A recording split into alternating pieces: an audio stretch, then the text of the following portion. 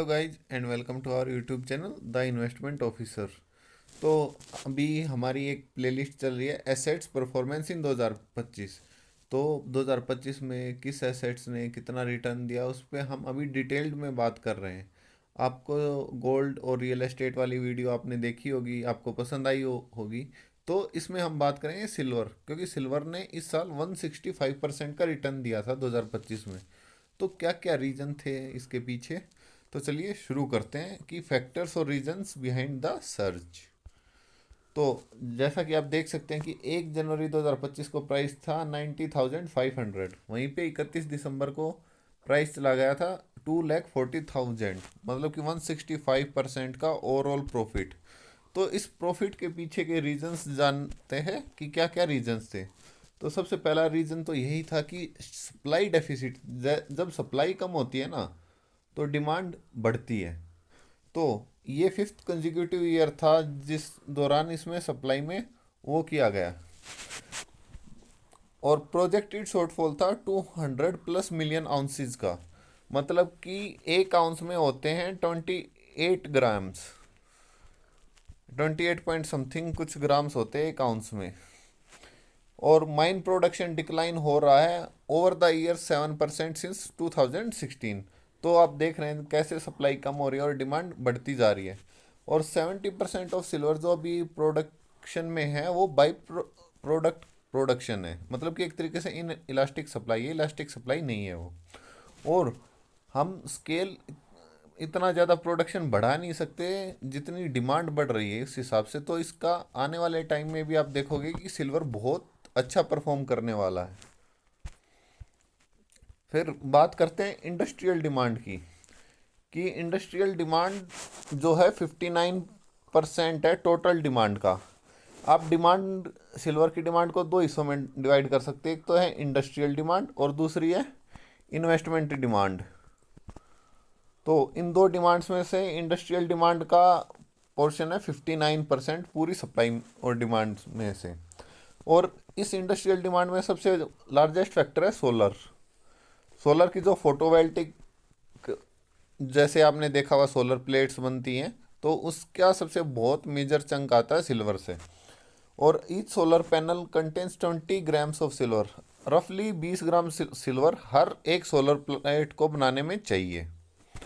फिर जो electric vehicles आज के दिन ज़्यादा प्रोडक्शन में हैं, तो उनमें भी हाइयर सिल्वर चाहिए कंटेंट, जो पहले कन्वेंशनल कार बनाते थे उसके कंपैरिजन में। फिर इलेक्ट्रॉनिक्स और सेमीकंडक्टर, सेमीकंडक्टर में आपको पता होगा चिप्स वगैरह बनाने में, 5G इंफ्रास्ट्रक्चर डिमांड में। फिर सिल्वर के कुछ मेडिकल एप्लीकेशंस भी होते हैं और एंटी माइक्रोबियल यूजेस ग्रोइंग में भी इसका काफ़ी यूज़ होता है। आगे बात करते हैं तो अब आने वाले टाइम में हो क्या रहा है कि हम ग्रीन एनर्जी की तरफ ज़्यादा ट्रांसफॉर्म करते जा रहे हैं वर्ल्ड को। तो जो ग्लोबल रिन्यूएबल एनर्जी मैंडेट्स हैं उसके लिए डिमांड सिल्वर की बहुत ज़्यादा बढ़ रही है, क्योंकि सोलर इंस्टॉलेशंस लगाने हैं। फिर ईवी अडॉप्शन जैसा हमने ऊपर बात किया, फिर एआई और डेटा सेंटर इंफ्रास्ट्रक्चर बनाने के लिए भी बहुत सिल्वर की रिक्वायरमेंट है। फिर जो सब्सटीट्यूशन बहुत कम है सिल्वर का, क्योंकि सिल्वर आपने सुना होगा सबसे बड़ा लार्जेस्ट कंडक्टर है इलेक्ट्रिसिटी का। तो इसका अल्टरनेटिव ढूंढ पाना थोड़ा बहुत मुश्किल है। आगे बात करते हैं तो monetary and macro economic factors. अब हम अपना थोड़ा इन्वेस्टमेंट पर्पज से बात करेंगे। इस साल 2025 में फेड रेट कट्स, मतलब कि जो यूएस का बैंक है फेडरल रिजर्व बैंक, उन्होंने 3 बार इस बार रेट कट किया है यूएस में। फिर इकोनॉमिक अनसर्टेनिटी बनी हुई थी, लोग कुछ सेफ एसेट ढूंढ रहे थे जैसे गोल्ड हुआ, सिल्वर हुआ, ना कि इक्विटी स्टॉक्स, उनसे बच रहे थे इस साल। फिर गोल्ड ने सरपास किया इस बार 3000 पर ओ माइलस्टोन, जो कि प्रीशियस मेटल्स को एक अपर कैटेगरी में और ज़्यादा प्लेस कर देता है। फिर सिल्वर भी एक तरीके से इस बार लोगों ने इन्फ्लेशन हेज की तरह यूज़ किया कि हमारा पैसा इन्फ्लेशन के कंपैरिजन में ज़्यादा बढ़े, और ये इन्वेस्टर्स को काफ़ी भाया इस बार। फिर गोल्ड सिल्वर का जो रेशियो अभी है वो 85:1 है। हिस्टोरिकली ये होता था 60 से 70 पे।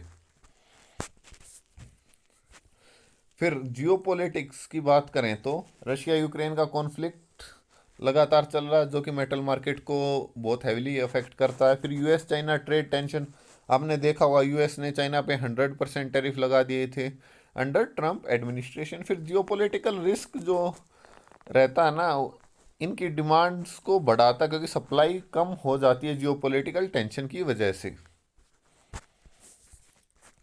फिर रिटेल इन्वेस्टमेंट डिमांड पे आते हैं। जैसा मैंने बताया था, रिटेल इन्वेस्टमेंट डिमांड थी इस बार ऑन एवरेज 41%, जबकि 59% था इंडस्ट्रियल डिमांड। तो रिटेल्स में ईटीएफ इनफ्लोज हाईएस्ट लेवल पे थे सिंस 2020। और 70% of India silver demand comes from physical bars. जो 70% तो सिल्वर लोग फिजिकली खरीद रहे हैं, और 30% लोग ईटीएफ वगैरह और डिजिटली सिल्वर में कर रहे हैं। फिर असेसिबिलिटी इंक्रीज हुई इसकी फ्यूचर्स और ईटीएफ से। एशिया और नॉर्थ अमेरिका के रिटेल बायर्स ने वॉल्यूम काफ़ी ड्राइव किया इस बार, उन्होंने बहुत परचेज किया। एशिया में तो आपको पता ही है इंडिया कितना हैवी बाय किया इस बार सिल्वर। फिर रिकॉर्ड हाई ईटीपी, ईटीपी होता है एक्सचेंज ट्रेडेड प्रोडक्ट गेंस, क्योंकि इन्होंने बहुत आउट परफॉर्म किया है सिल्वर ने इस बार गोल्ड को भी। फिर है depleting inventories and silver squeeze. Silver squeeze का मतलब वही है कि सप्लाई और प्रोडक्शन, प्रोडक्शन से समझिए आप, प्रोडक्शन कम है, डिमांड ज़्यादा है। तो physical silver supplies reaching critical lows, freely traded inventories heavily diminished हुई हैं। फिर जो रिसाइकल्ड सिल्वर सप्लाई है ना, वो बहुत कम हुई है डिस्पाइट हायर प्राइसेस। फिर रिकॉर्ड हाई लीज रेट्स देखे गए इस बार, क्योंकि शॉर्टेज हो गई थी। फिर potential for sharp upside on modest demand spikes.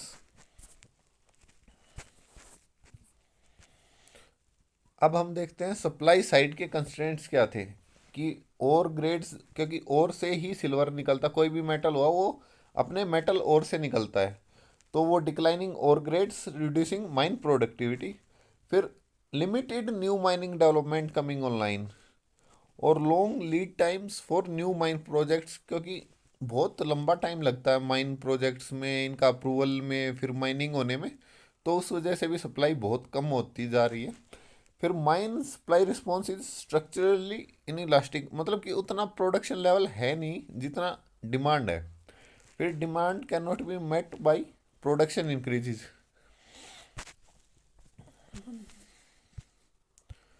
फिर है रिलेटिव वैल्यूएशन अपॉर्चुनिटी। इसकी बात करें तो आप हिस्ट्री में देखोगे या पिछले कुछ टाइम से सिल्वर को हमेशा अंडर वैल्यू माना गया है गोल्ड के कंपैरिजन में। इंडिया में लोग गोल्ड खरीदना ज़्यादा प्रीफर करते हैं, जबकि सिल्वर को कम प्रीफर किया जा रहा था अभी तक। लेकिन अब ये चीज़ें चेंज हो रही है, क्योंकि इंडस्ट्रियल भी बहुत ज़्यादा डिमांड है और इन्वेस्टर्स भी बहुत ज़्यादा अब इसमें पार्टिसिपेट करने लगे हैं। तो इस साल तो इसने गोल्ड को भी आउट परफॉर्म किया। गोल्ड ने जहाँ 73 से 74% का रिटर्न दिया, वहीं पे सिल्वर ने इस बार 165% का रिटर्न दिया है।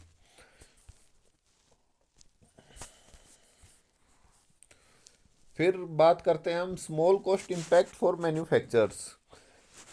जैसा कि प्राइस इंक्रीज हो रहे हैं, लेकिन silver represent minimal cost burden.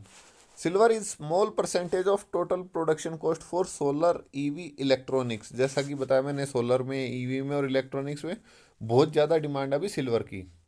Manufacturers can not substitute silver due to performance requirements. जैसा मैंने बताया था कि सिल्वर जो है वो हाईएस्ट कंडक्टर ऑफ इलेक्ट्रिसिटी है as compared to other metals.